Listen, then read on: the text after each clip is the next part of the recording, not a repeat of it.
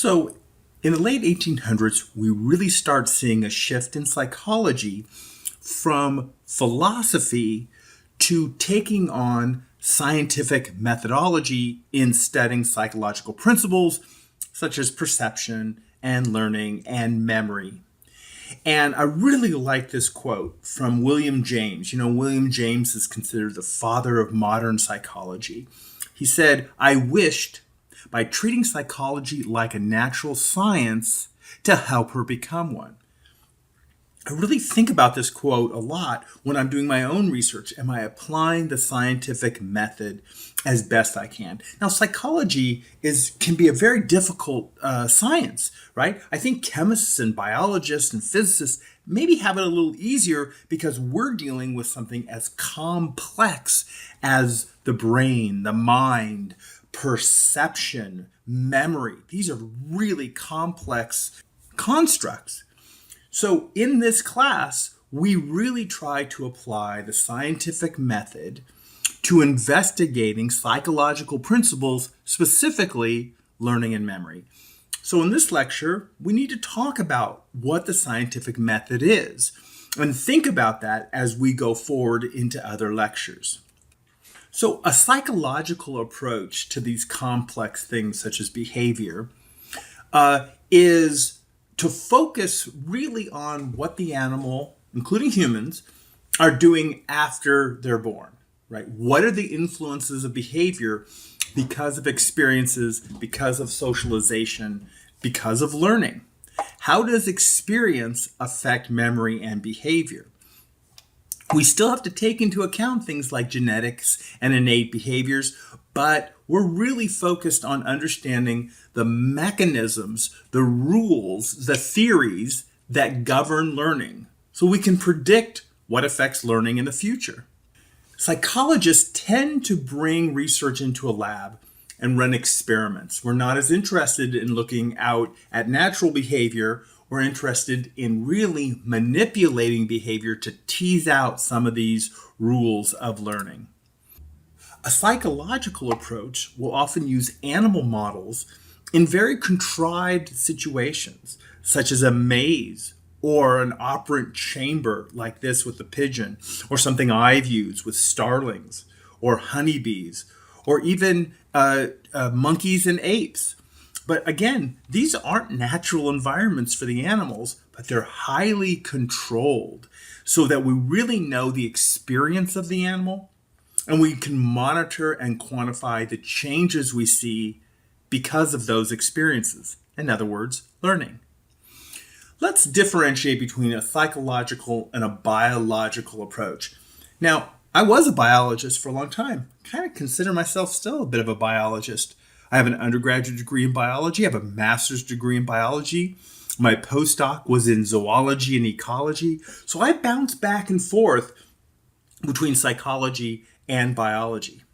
So a psychological approach, if we're going to differentiate the two, so a psychological approach, they might say, how does experience within the animal's lifetime change behavior?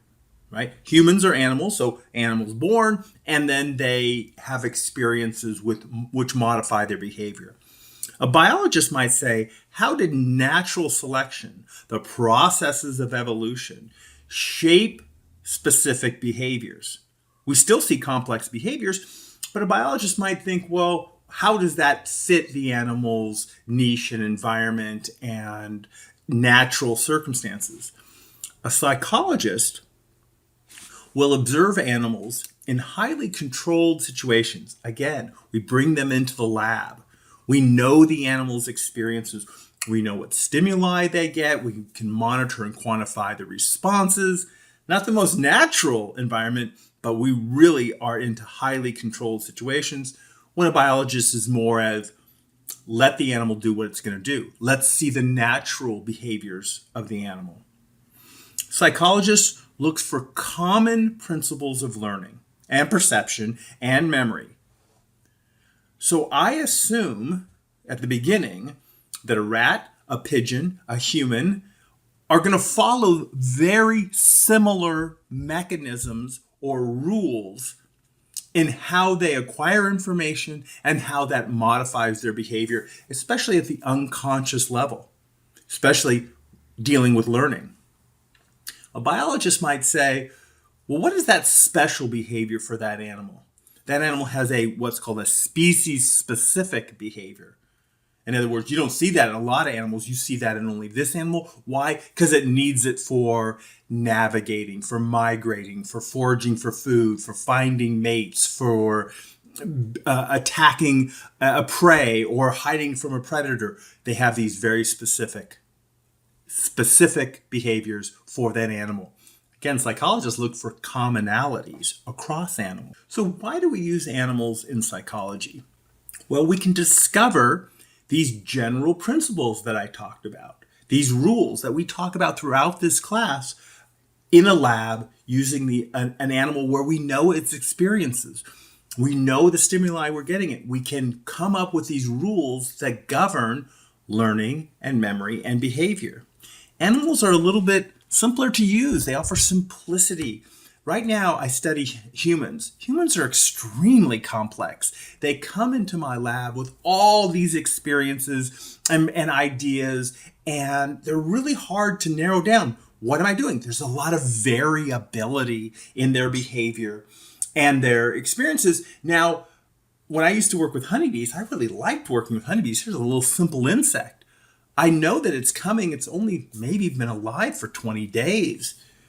And so when I notice the things that I do with the animal and it changes their behavior and it changes their learning, I have a lot of confidence that it's my manipulations and not the animal's history that contributed to the things that I see. I liked working with simple animals. I also work with grasshoppers. Those were great too. We have great control over the animal's history and the animal's genetics. We have control over those things that come into our lab. And again, psychologists are all about control. Control the experience, control the stimuli, control the behavior. And that way we have a lot of confidence in that our manipulations are the things that change behavior. In other words, how they learn. Ethically, there's things we can do with animals that we can't do with humans in laboratories. We can use humans sometimes, but animals make real good models for learning and behavior, and we can do things to them that we can't do, again, with humans. We still have a lot of ethical rules for working with animals. Keep that in mind. There's a whole board that governs the ethical use of animals, but they tend to apply only to mammals.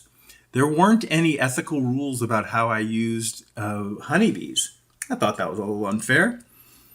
And then we can assume some generality.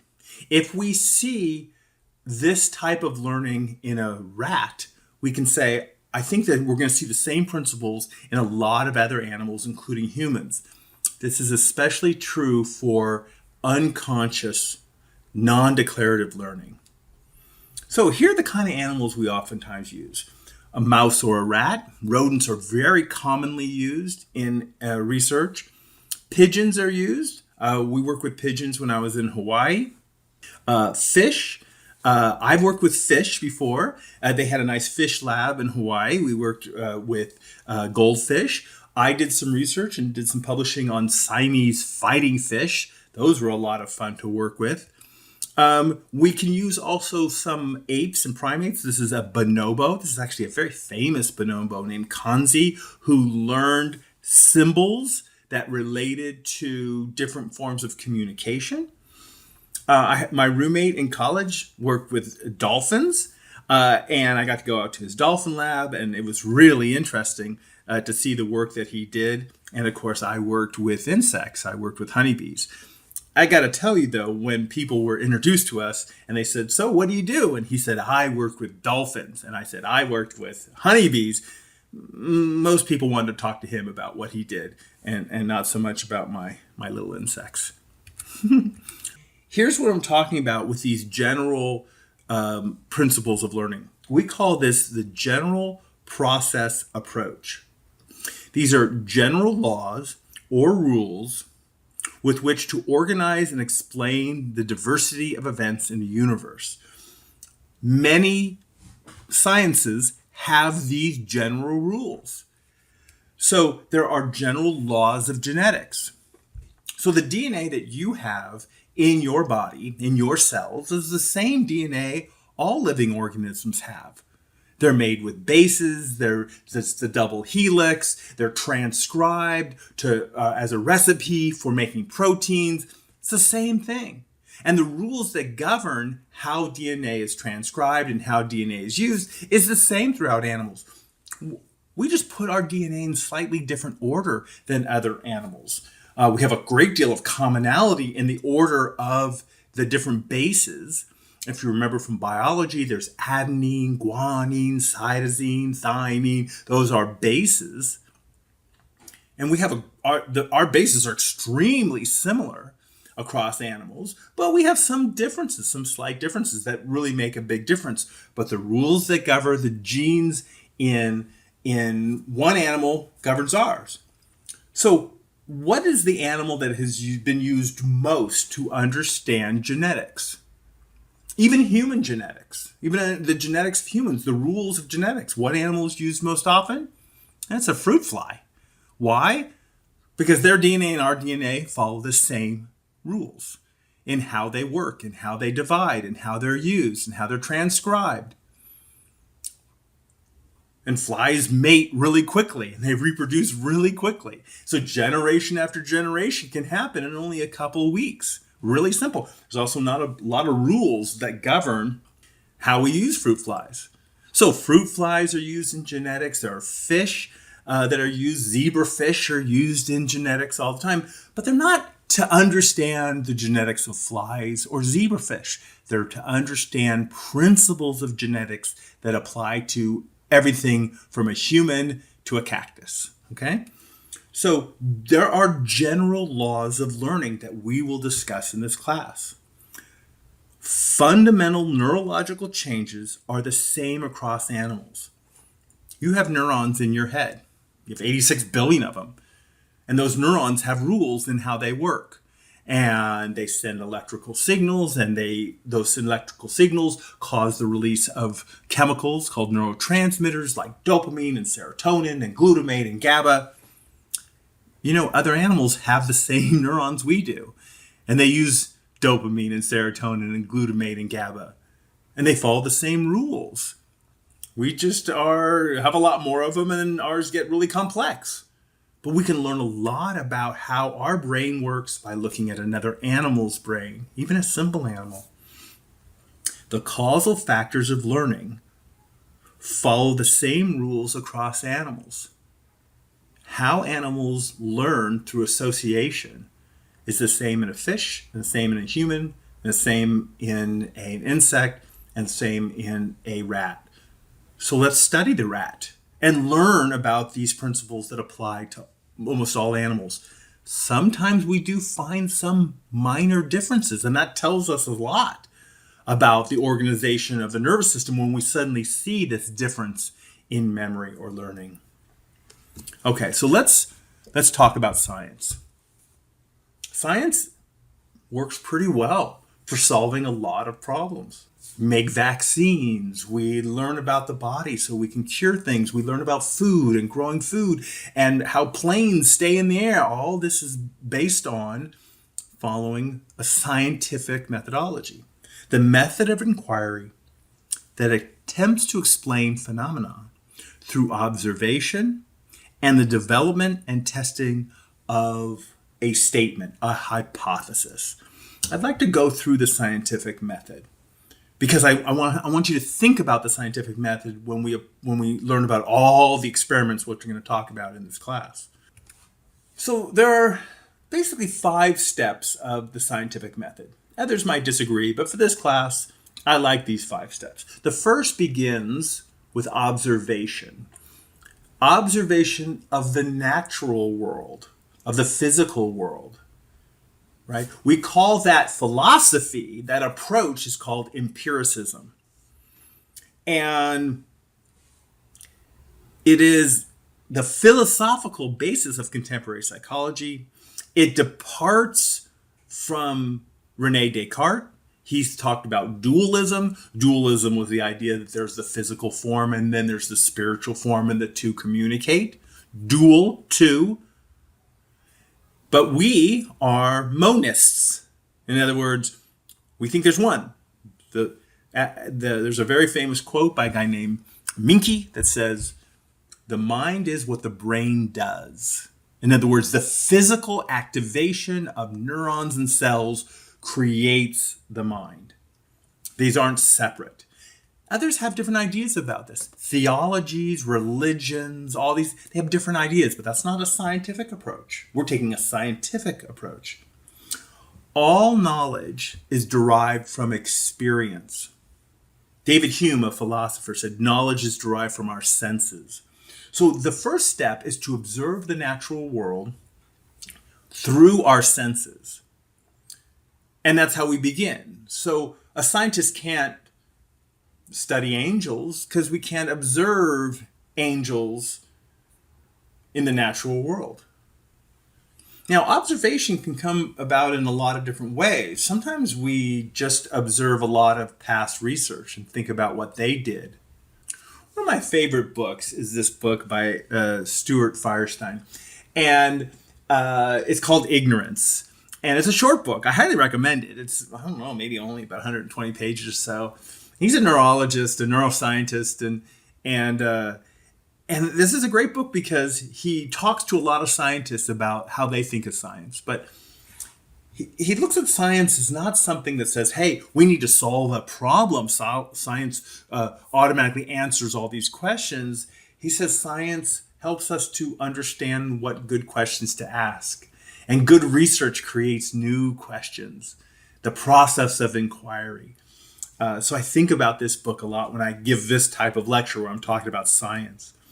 So step 2 in the scientific method, step 1 is observation or empiricism of the natural, observation of the natural world or empiricism. Step 2 is to create a hypothesis from what you see. Form a prediction of how you think something works. It's not a question. Hypothesis is a statement. Now, that statement of how you think something is going to work can be supported or not supported by research, but you're making a statement from your observation. The prediction is based on the natural physical world. Okay, so you don't say, oh, I think magic spirits did this thing. No, you got to stick with the physical world. So you might say, deprivation of food increases risk-prone foraging behavior. That's the kind of thing I studied. Risk-prone means taking chances. How animals forage for food. Do they want to go to the place that has the consistent amount of food?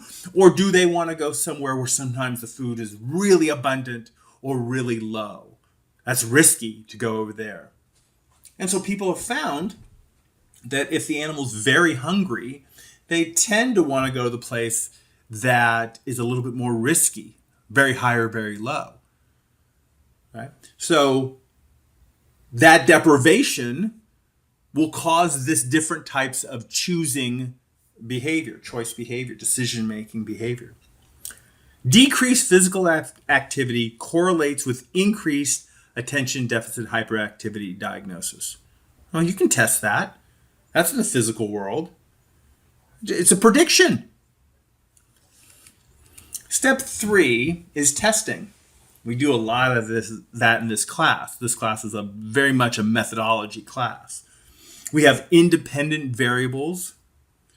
These are things that we change in an experiment. We have levels of independent variables.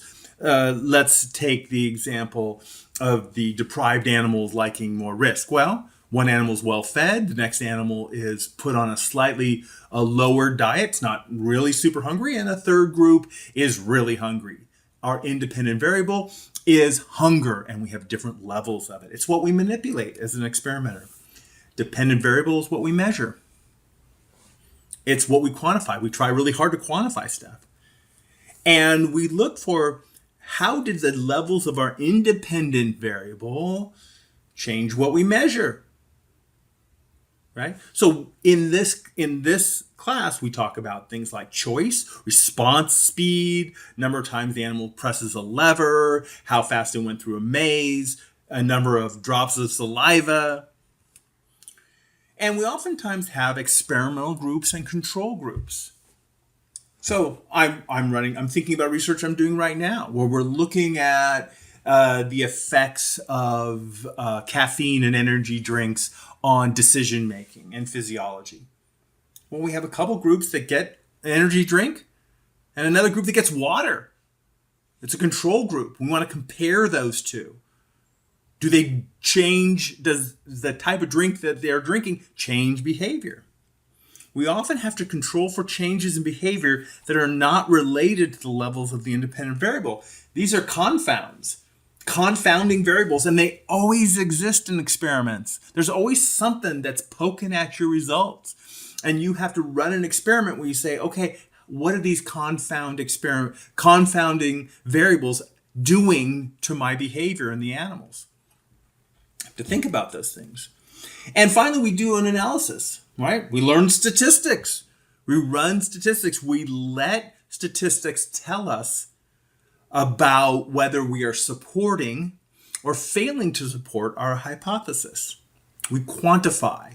And there's been such great effort in the field of animal learning and animal behavior to quantify behavior that we see. Because it's really easy to be subjective. In other words, interpret from your own experiences what you see. We're going to talk a lot about that. Finally, 4 is we assess our results. We reflect on them in terms of our hypothesis. Did we support our hypothesis? Did we not support it? I always tell the students that work in my lab, create a good hypothesis. Create a good experiment that is very specific to test your hypothesis. And then you get what you get. You get the results and you say, okay, these results supported my hypothesis. I have support for it. I think I was right. Or nope, the results said that my hypothesis was in fact probably not right. Or sometimes we get a little vague in our results. That's always troubling. Bring your results into the context with other theories. So what has other people done? How does it relate to that? Theories modify, theories change. A theory, by the way, is not a whim. A theory is not, oh, I had this idea. I got a theory. Hey, it's just a theory. He's just got a theory. Not in science. A theory, unlike a hypothesis, a theory has support. Support from research. The better the theory, the more the support. So there's the theory of natural selection as a way to explain the evolution of organisms. Now, this theory that was developed by Darwin and has been modified has a great deal of support. A great deal of support in everything from the bones in animals, the genes, the DNA, tons and tons of support from the fossil record to geography. Theory of global warming or global climate change. It's not just a whim, climate change, that's just a theory. No. Research after research, experiment after experiment finds results that support that this is happening. So the 5th stage, which is often overlooked but has gotten a lot of attention recently, is the idea of replication. Replication, repeat. Get results and then do it again. Do it in a different lab. Check to see that you're right. It's a really important part of science that the scientific community is really waking up to now. And keep in mind, science is dynamic. In other words, it changes, it modifies. It's not stagnant. It's not dogmatic. It's not taken on faith. Good science, good theories modify as new evidence comes in. There are no absolutes in science. Even gravity itself has gone through some modifications as we understand it. Same with Darwin's theory of natural selection. He got most of it right, but we see things that we tweak. We see things that we change, right? Okay, so what makes a good theory? Well, it's falsifiable.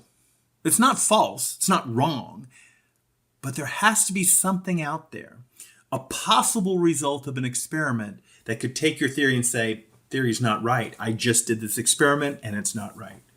And that's good. We want that. We want theories to modify and change. Your theory was incomplete.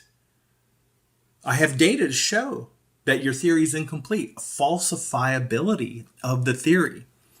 Simplicity. We're going to talk a lot about that in this class because we are dealing with such complex things as animal behavior. We want parsimonious, which means simple, explanations. Complex theories, that doesn't work. And we talk a lot in this class about some very parsimonious or simple theories. Not simplistic, not childish simplistic. No, just simple mechanisms. We're going to talk about that with Pavlov and Thorndike, about mechanisms of learning.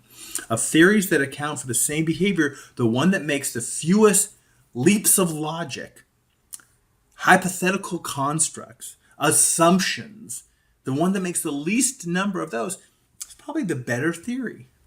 This will make more sense as we start bringing up some theories of learning. Generality.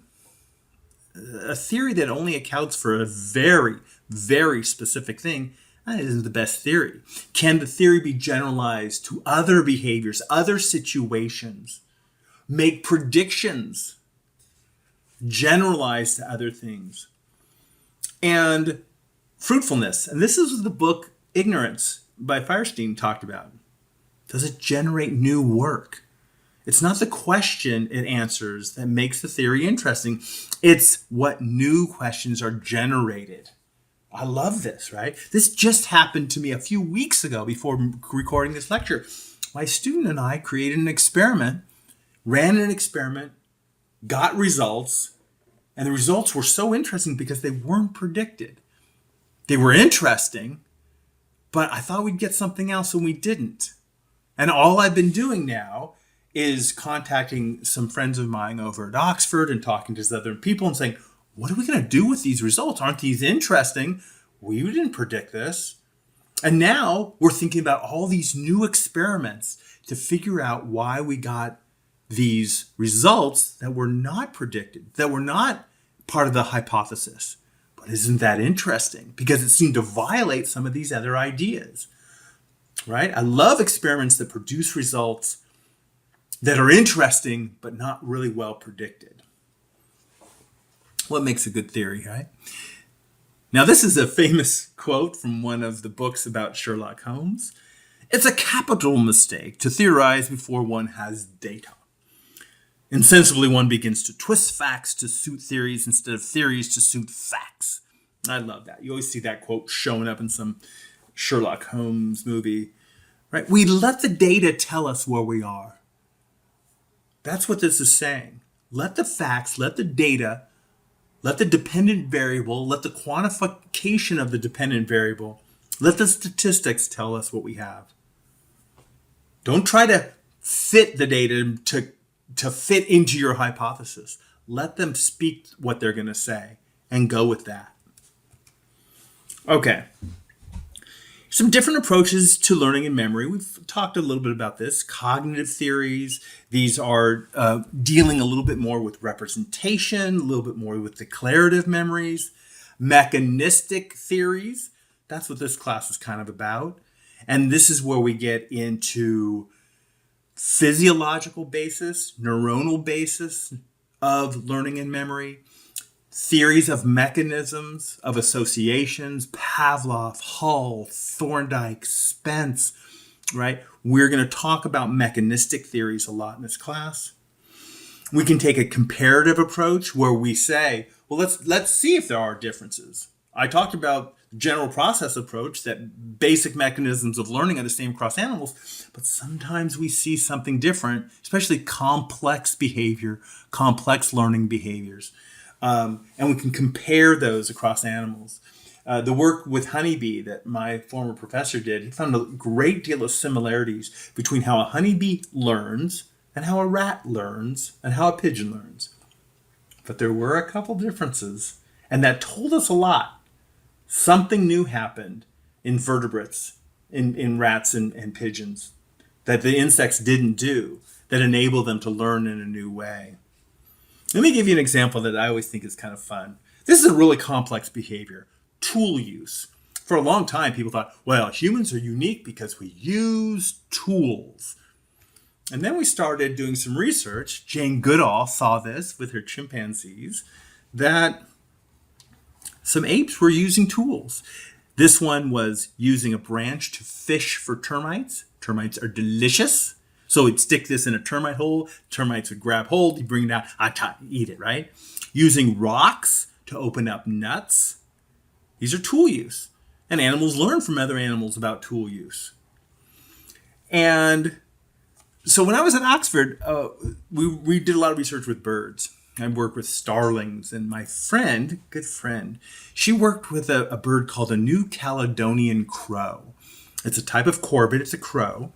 And this is a unique bird species that lives on an island called New Caledonia. And it's been shown to use tools. A bird using tools. Isn't that amazing?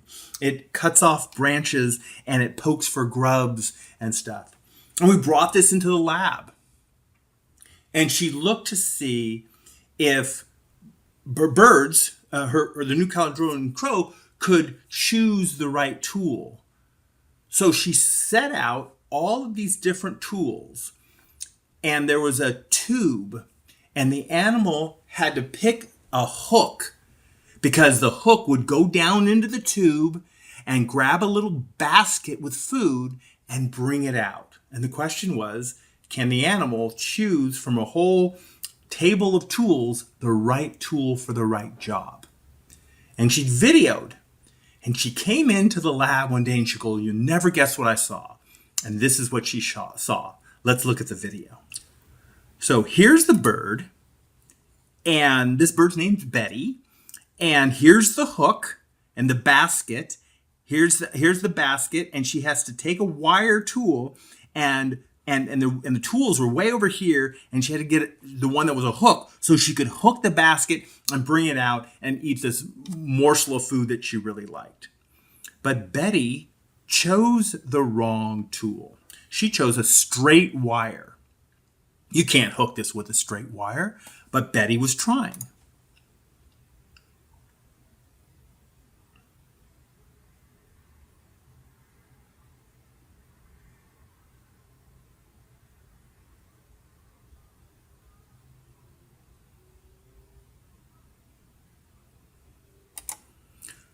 She can't do it. She can't use the straight wire. So here's what Betty did. She stuck it into the side, into the little plastic side, and she bent the wire into a hook.